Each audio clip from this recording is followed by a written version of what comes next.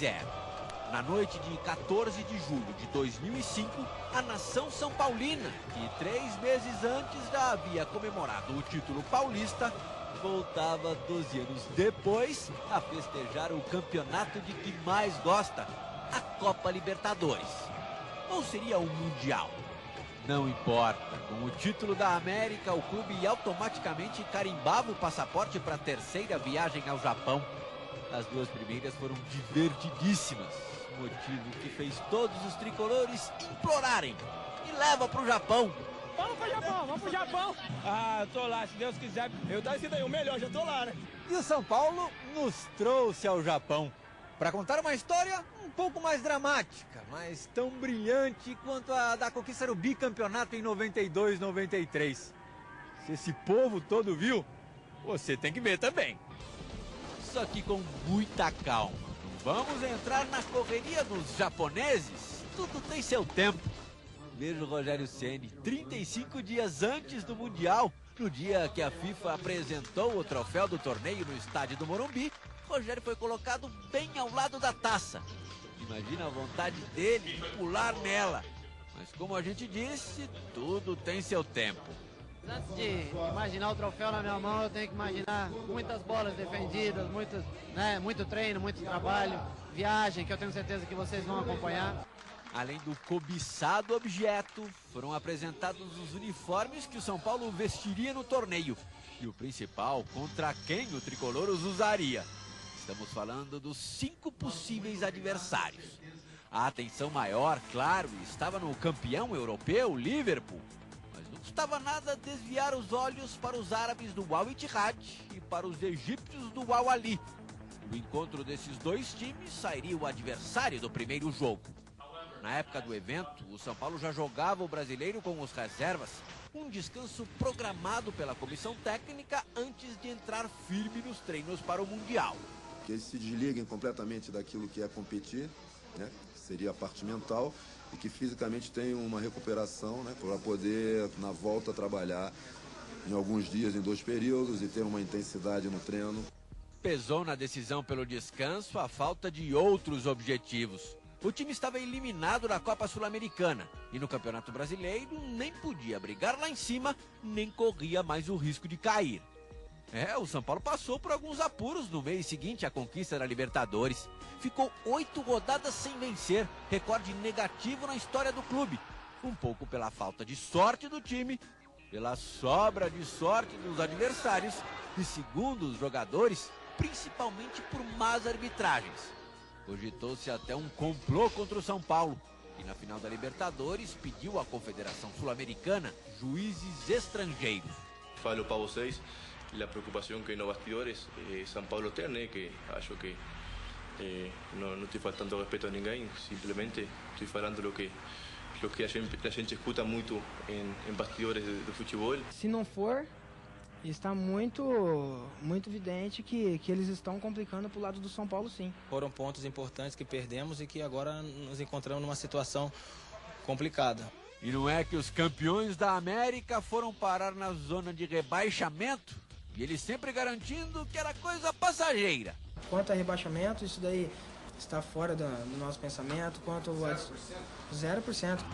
Ganhando 6 jogos seguidos, a maior sequência de vitórias de um time no campeonato, o São Paulo ficava tranquilo para só pensar no Japão. Mas a questão não era tão simples assim. Cada jogo procurar todo mundo dar o máximo e buscar a vitória sempre. Porque temos que chegar no final do ano no nível bom. Independentemente da fase do time, confiava-se muito no histórico do time, formado por jogadores que sempre quando solicitados no momento de decisão, deram conta.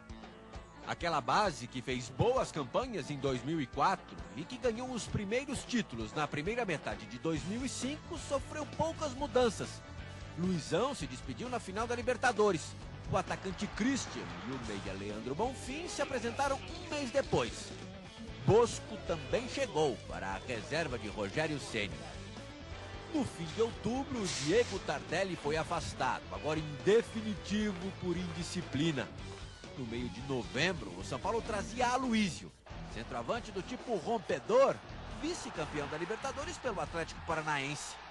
As outras opções para o ataque eram o promissor Thiago Ribeiro e Grafite. Em 14 de novembro, a exatos 30 dias da data de estreia no Mundial, Grafite retornava aos treinos com bola, recuperado do sério problema no joelho. Grafite contrariou as estimativas, que falavam na volta apenas nesse ano. Hoje tá... Minha esposa já ligou 5, já como é que tá? Eu falei, não, tá tranquilo. Graças a Deus, hoje dia 14 de novembro, tá sendo um dia mais feliz da minha vida. Grafite voltou a jogar na penúltima rodada do Campeonato Brasileiro, em Fortaleza, onde o tricolor cearense levou a melhor sobre o paulista, 1-0. Na última rodada, dia 4 de dezembro, véspera da viagem ao Japão, por isso os motivos orientais, o São Paulo recebeu o Atlético Paranaense no Morumbi. Foi uma despedida em grande estilo, com gols de dois dos jogadores mais queridos da torcida. Lugano 1, Lugano 2, Rogério Ceni 3. Mais do que os 3-1 finais, que a vitória, esse jogo deixou os torcedores confiantes. Muitos, mas muitos mesmo, foram ao embarque da equipe para o Japão. Que tal esse calor humano para fortalecer quem terá 2 semanas difíceis pela frente? A começar por uma viagem de quase 30 horas. Sorte dos atletas, que no São Paulo a gente dá maior competência para cuidar deles. Como existia toda uma preocupação de começar o mais rapidamente possível treinamentos que pudessem acelerar o ritmo de preparação, a viagem para nós era um ponto crucial. Era uma situação que a gente precisava que os jogadores chegassem aqui já em condições de treinar. Então, dessa vez, diferentemente também das vezes anteriores, nós usamos alguns recursos durante a viagem.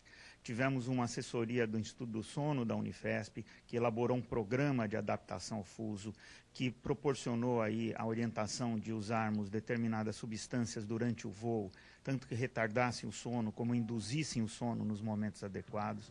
Nós trouxemos estimuladores elétricos. Quando a gente usa eletroestimuladores, o músculo contrai ritmicamente em resposta ao estímulo elétrico, massageia a parede dos vasos sanguíneos, faz o sangue retornar para o coração e com isso a gente tem uma situação de melhor saúde durante a viagem, digamos, de atenuar o cansaço, de atenuar o próprio desgaste muscular da viagem prolongada. Doutor Turíbio não parou por aí. Já em terras japonesas, era ele o responsável pelas refeições dos jogadores. O São Paulo levou para Tóquio um considerável estoque de comida, até arroz. Não é a mesma coisa de levar espaguete para a Itália. O nosso arroz é muito mais soltinho que o deles. A carne, pelo menos, não precisou atravessar o mundo.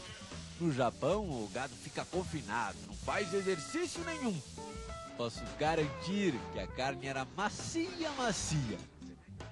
O cardápio do boleiro é simples, mas certos alimentos são indispensáveis. Com certeza o arroz, o feijão e geralmente uma farinha ou farofa. Isso para grande parte deles é absolutamente necessário. Se não tem, cria aí uma crise de abstinência de arroz e feijão. E isso, sem dúvida nenhuma, teria consequências catastróficas. Se na gastronomia os são paulinos não quiseram arriscar, no resto houve total integração à cultura nipônica. Como não visitavam o Japão há mais de uma década, seria bom reconquistar seus torcedores de olhinho puxado. Desde o detalhe dos uniformes de treino com o nome dos jogadores em japonês, até o uso de hábitos orientais. O que Lugano fazia descalço pelos corredores do hotel. Ficar sem sapato já é um costume japonês? É que aqui dentro do hotel tá muito quente, né? E agora vou fazer um pouco de fortalecimento, então não vou andar de chuteira trava dentro do hotel. Entrar no clima foi mais complicado do que se pensava. O inverno, rigoroso para os padrões de um brasileiro, castigou. E ninguém sofreu mais com as temperaturas